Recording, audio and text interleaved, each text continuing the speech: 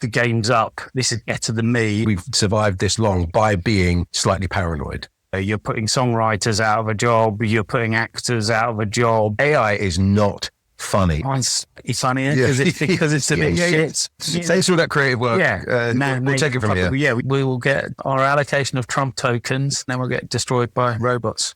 Total domination by like 3 companies. We are genetically coded to be arseholes. You were just nicking my data again. Bastards. Simeon. Yeah. Advertising. Yeah, the planning and buying of advertising campaigns for advertisers. AI is of use in every aspect of advertising and media. So whether it's data processing or strategy, research, kind of image generation, video generation. Was it like, yes, this is great and it's helping, or is it like, this is a nightmare going to steal our jobs? I think there's a little bit of both. I think sort of corporately, there's a race to embrace it and a race to be the best at it, while simultaneously, I imagine there's a huge amount of anxiety about job security and the future of the industry. I use it a lot, but everyone's experience of it is probably different. The idea of AI being at the peak of inflated expectations before us slumping into the trough of disillusionment, and then what comes next is like the slope of enlightenment. Yeah. I personally experienced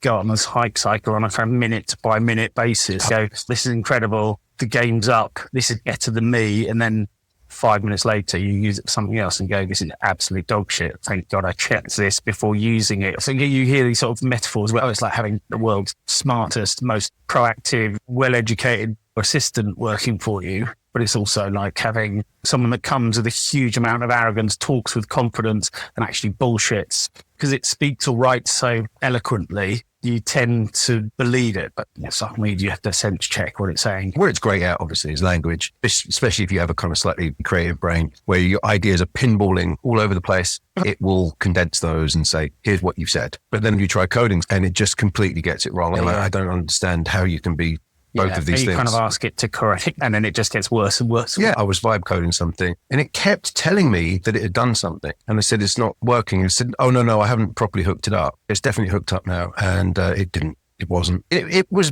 gaslighting me. Yeah. Here are the 3 images you requested. You've only given me 1. Yeah. Oh, I'm sorry. Here are the 3 images, but you still just given me You're 1. absolutely right. You absolutely need that human oversight. And also you need human input to get good output from AI. A prompt is just a good brief. I think a lot of people are polarized on this, is whether it could be said to have any kind of creativity, but then it forces you to ask the nature of creativity, whether that is just a combination of inputs spun around in some fashion, either in your brain or in an AI's brain, and spat back out according to what's required at a given time. Have you played with the music ones? No. I haven't. There'll be agencies creating AI generating music for advertising. Yeah. You don't have to pay the licensing fees. This is the stuff that's really, I think, bothers people. I suppose in some ways it's like eating McDonald's or some over-greased and over-salted food where you're like, whoa, this is wild. But then quite quickly you get sick of it and you realize it has no substance. I know for music people, they're very resistant to it because you like the idea that this is somehow sovereign. Creativity is you and it's unique. But you might argue the same for that AI because you've prompted it to do something that no one else has prompted and it spat something out. That is a unique creation of sorts. Everything's a remix. No such thing as an original creative idea. It's just a mashing. That's right. It's just a mashing up of random or other inputs that, my mind might put together. A large part of my job is about kind of idea generation. The AI is really good at giving you thought starters. It's the way my brain is wired. I always had that kind of blank sheet of paper paralysis when you're first given a task. And it just gives you a start point. It's a lot less stressful because you kind of go, I think I know what the answer is. AI got me there. You think that's not quite right, but it's definitely something in that full path there. You do get to better work in a less stressful way. Well, and then you are the curator at that. Yeah. I'm really interested in this point because I think that a lot of people aren't differentiating it or defining it carefully. They're dismissing AI stuff as it's slop because it's computer generated. But of course, it's not really. It's only the inputs of humans. And it may be very emotionally resonant, but if you find out that it was completely AI generated, there's something about it that then makes you go, I feel cheated. Yeah. And that's hard to define exactly why that is. Philosophically, the thing that I think's morally wrong is the AI generation of the output that the consumer sees, the ad that goes on TV. I think by creating that entirely using AI, you're putting songwriters out of a job, you're putting actors out of a job, you're putting special effects out. The whole film craft disappears. Thanks for that creative work. Yeah, we'll take it from here. You are redundant, and that feels wrong. But on the other hand, a couple of ads recently that you think that's amazing. It's clearly AI generated. That brand would not be able to, and that's the thing. Afford it's it's democratized it to a degree. Yeah, and so part of me thinks you're just trashing decades of industry craft, and you're killing the future of an industry. But also, I think, well, and then it allows smaller brands at the crack at stuff. Yes. Suddenly anyone in their bedroom can create stuff, and you have this huge explosion of more creative works. On the other hand, you get tons of slop as well. And here's the more sinister side of AI and advertising. This idea that you can really manipulate the human, you can hijack the human sort of limbic system by hyper tuning to somebody's preferences and knowing what they're going to respond to. I don't know if people speak in those terms. I think that's already been done in the most damaging way it can be through social media. Again, it's another strange sort of ethical question. Like there was the McDonald's thing where people sue McDonald's for creating food that they've eaten. And there's a part of me like, you didn't have to eat it. I know it's been created to make your neurons fire, so that it's almost impossible not to. But do you not have to claim some sovereignty at some point and say, switch the computer off and don't go to McDonald's? It sort of feels like there's a slight difference between having to physically make the journey to a McDonald's and walk in and make the choice, hand over your payment. I sort of feel like there is a difference. Are you addicted, would you say, to social media? Yes. Yeah. I'm not going to make any ethical judgments on social media, given my profession. It's become more of a drain on my time. You can't wake up from endless scrolling and go, I've just lost 2 hours. But you enjoy it? Do you learn from it? If it's stuff that's making you laugh? I enjoy it. I don't watch TV anymore. Well, that's the thing. Like, how do I know what I want to watch? You invest half an hour in trying to find something to watch and then go, I can't be asked. Whereas actually you've got a reasonably well curated suggestions to you stream of low commitment content on your TikTok or wait, that is a key point, is low commitment, right? Yeah, when people say to me, you've got to watch Breaking Bad, it's 27 seasons of 4-hour shows each, and there's 24 shows. And I'm like, okay, there's no way. The second season, when it really gets, social media sort of reprogrammed our brains to but apparently, have our shorter attention spans. But apparently there is a swing back toward longer form. Yeah. I listened to a Lex Fridman thing the other day, which was, I think, 9 hours. It's insane, but he talks like a stoner. So I can do it on like 2x and then it helps. So, I do feel like the world is kind of at the speed that I always wished it was when I was young. Our worlds were boring. However, I think there is also an argument. Boredom's good. That was where I was going. I think boredom is very often the mother of invention, and you reclaim some of your mental sovereignty through that. I think it's undeniably true. However, for all of the brilliant creative individuals and acts of creation that have come out of boredom, there are probably similar brilliant acts of creative brilliance that have come out of, not on a pin that on social media, but by modern life, the number of messages you get exposed to, the number of different media channels, the shit that's thrown at you every day. I think some brains go, this is the stimulation my brain always wanted. Probably as many people can create out of that as just some twiddlers that get on to write a song because there's nothing else to do. Nothing else to do but sit in my bedroom, yeah, clanging the guitar. You're good. You're a really good artist. I think artist will be an overclaim, but artistic. Yeah, but lots of creative ideas. You did lots of really funny, goofy cartoons, which I still think that you should pursue at some point. Yeah, I'll just get AI to do it. And you really probably could. But having said that, I've got a friend who says my drawings are the funniest things he's ever seen. So shit. Because he said they're just so shit. If you're a good artist, you couldn't do it as shitly as I do it naturally. So he said it's a gift of sorts. David Trigley's just childlike wiggles. I'll show you some. There's that guy Dagson does similar stuff. I don't know if you're aware of him. No, aware of this. Okay, so it's similar. The content is the thing. The fact that it's terribly drawn makes it funnier. Yeah. I guess the point being is that if you were to feed that into AI, it would probably draw it really well. And it's going to miss that human nuance of it's funnier because it's badly drawn. Because AI is not funny. I think that might be the last bastion of humanity. This is going to sound a really weird niche example, but I was creating a birthday card. So I upload the photographs, away it went, and then tried to do it myself. ChatGPT goes, right, here's your image for you. You go, yeah, it's amazing. Okay. But I was looking at mine and going, mine's funnier because it's a bit shit. But it's like the Led Zeppelin thing and the Rolling Stones stuff and the stuff that everyone calls iconic because it's got so many mistakes. Even people like Adele and Amy Winehouse, right? These extraordinary singers. It's that you like the humanness of it. Thunderclap Newman we were listening to earlier, and there's that kind of ragtime falls piano slightly out of time, and you go, that's a bit shit, but that's kind of what makes it. This was the music argument in the 80s once drum machines came in. That's going to be clockwork accurate. Technology gets created for a certain intention, and the good stuff happens when humans get hold of it, like the 303, that Roland synth, which was meant to be sort of an emulator for bass. But people started pitching it up with the resonance and the filters, and you start to get that acid squeal sound. And everyone's like, oh, I like that. So its kind of intended purpose was never what it really got used for. And even the 808 sound, that huge boom thing that you get, that was like a sub bass thing, but people started using it as a kick drum, and hip hop particularly, it overloads the speakers. You get this kind of incredible sort of distortion. Yeah. And you get this beautiful, again, like compressors and stuff like that. Once you start really driving them harder than they're meant to be, the electric guitar was supposed to just amplify an acoustic guitar. People realize, wait a second, to quote Nigel Tufnell, crank it to 11, and you're like, oh, that's, so you start messing with it. Yeah. You reassure yourself about AI with, and I think you read my piece on it about machines needing humans more than humans need machines. And it's just all of the good stuff comes from the human interaction with that machine. In that article I wrote, a slightly clumsy parallel with kind of car manufacturing. You don't necessarily see many people, it's just robots building cars, but that process begins and ends with humans. Yeah. The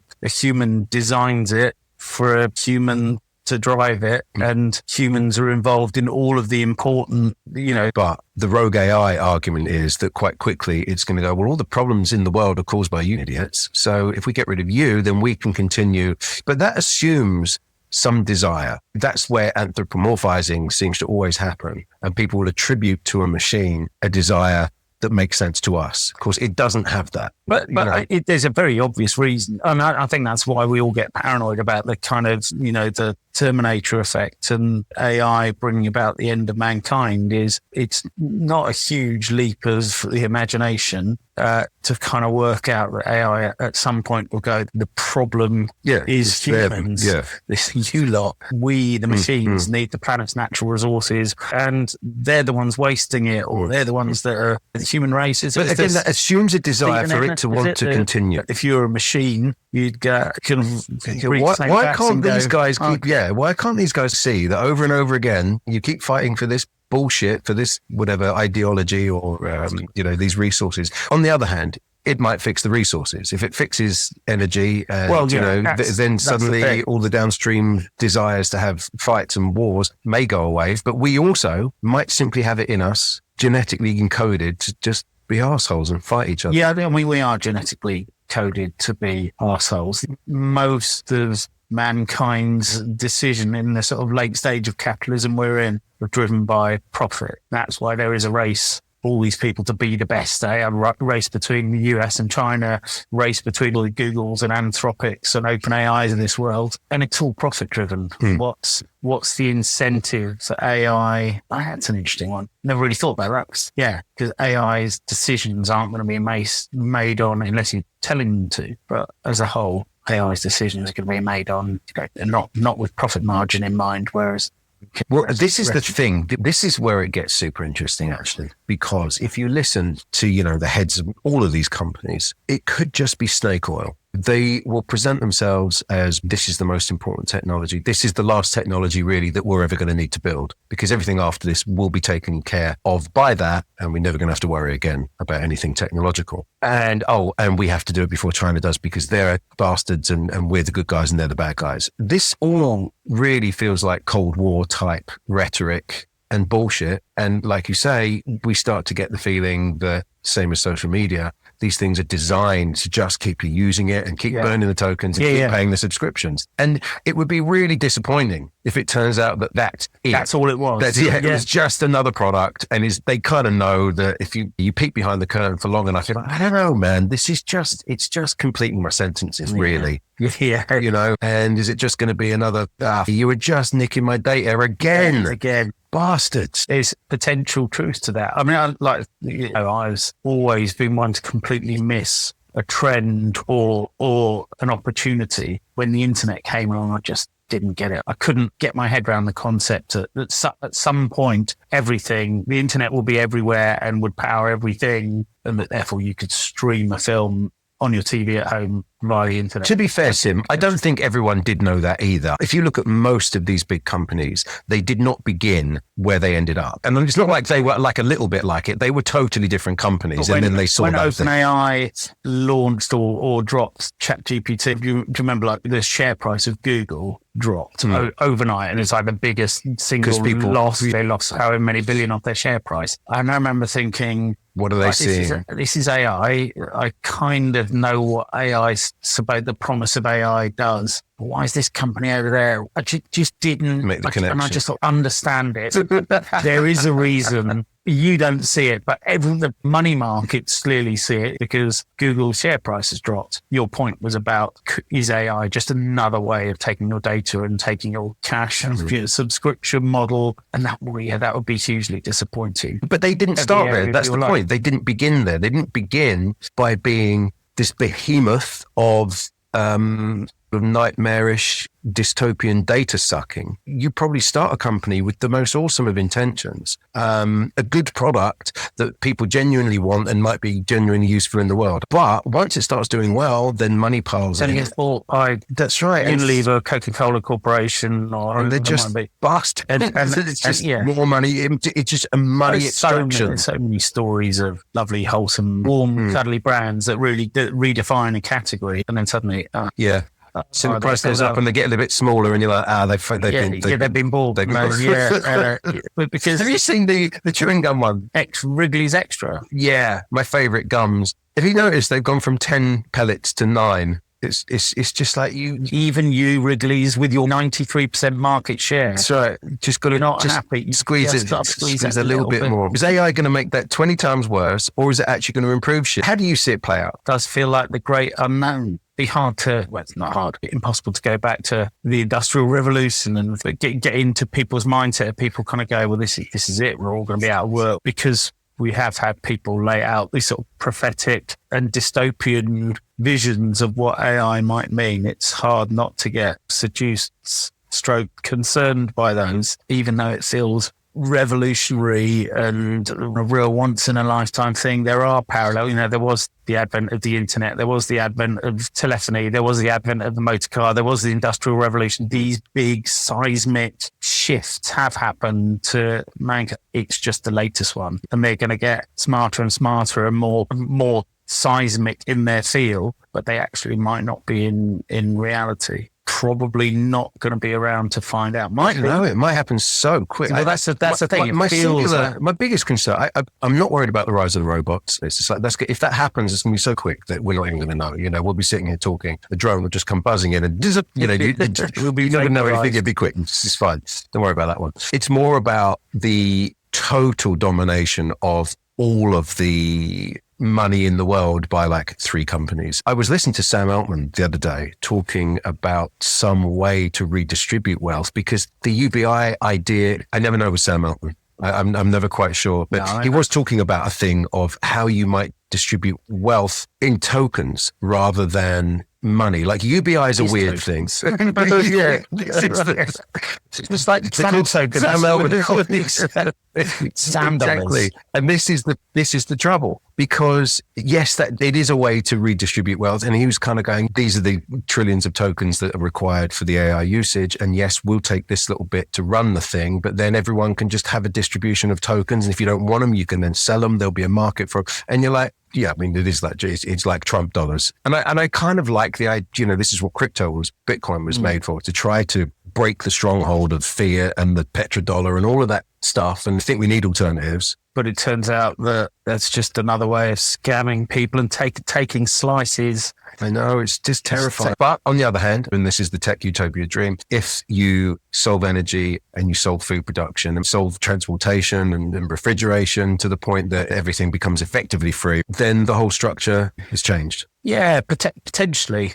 The world is going to need to be full of data centers, which are hugely energy absorbent. If the solution to that is harvest solar energy from space or cool our data centers out in space, then suddenly think there's no governments that can really afford to do it at scale. So it's Jeff Bezos and Elon Musk. And then you have to put your faith in them. But having said that, I think I trust those more than government these days. I know. No.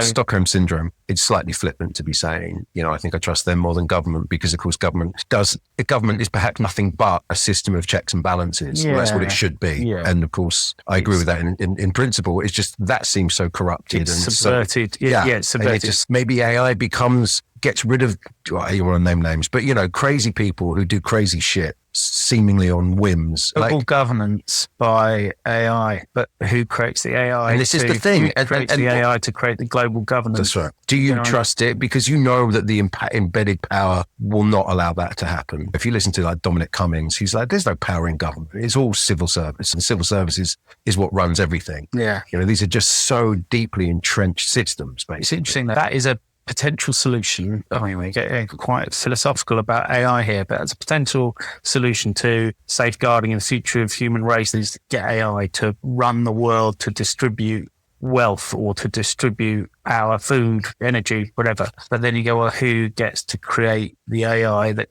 creates the global governance? And that kind of thought process puts me in mind of the conspiracy theorist who believes that the world is controlled by some shadowy cabal, reptile people.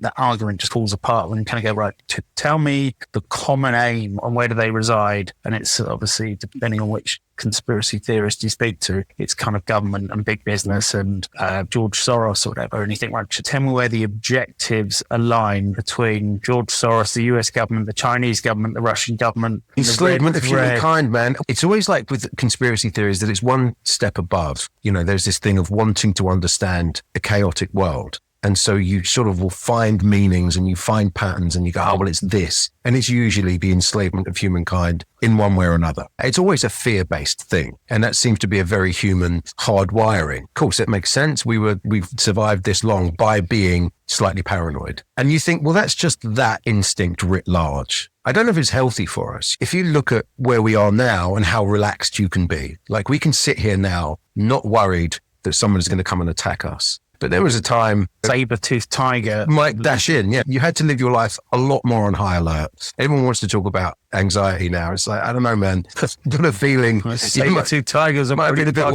pretty terrifying. Yeah, it's like these poor a little bit more terrifying than your social anxiety. So, like these guys looked about 400 when they were 12. It's like one tooth in their head, and so maybe boredom and maybe struggle is what humans need, and that this race towards solving that might not be the thing. Yeah, I think we need stress in our lives. Stress, takes different forms. It sounds really, really harsh. Our retired parents' generation, who should be just enjoying life and going holidays and cruises and smelling the roses. Yeah, and here you are getting stressed about a scam text on your mobile phone. It's because of the absence of stress. You get people of our parent generation getting really anxious and stressed. They were really, really minding stuff. Have you seen Tim Dillon's bit about the boomers? He just goes on this little rant, just says, they're the most awful generation that's ever existed. They're the most selfish. They won everything. They got rich by doing nothing. Yeah. They bought all the property. They're sitting on so much money. They're still moaning about, we haven't got enough money, but people are taking our money. You missed the war. Just because you were born in it doesn't mean you didn't have to go out and fight in the trenches, did you? Yeah. Like your parents, they had it tough. Yeah, that's right. And I think they called them the silent generation, where they just put up with it. For the boomers to criticize, but not so much the Gen Xers, but yeah. Well, millennials and Gen Z, you just think you literally robbed them of their future by burning fossil fuels and driving up property prices, and you're still complaining about it, and you're bitching, and now you're calling it, and them being snowflakes or whatever. That's right. To conclude, we're all going to be made redundant, and then we're going to get Trump dollars. We will get distributed our allocation of Trump tokens, and then we'll get destroyed by robots. Sounds cool, man. Looking forward to death's sweet embrace at the hands of a drone. A drone, yeah. It'll be quick, at least. Yeah, vaporized in a nanosecond. Thank you, Sim. Always enjoy it. It's fun.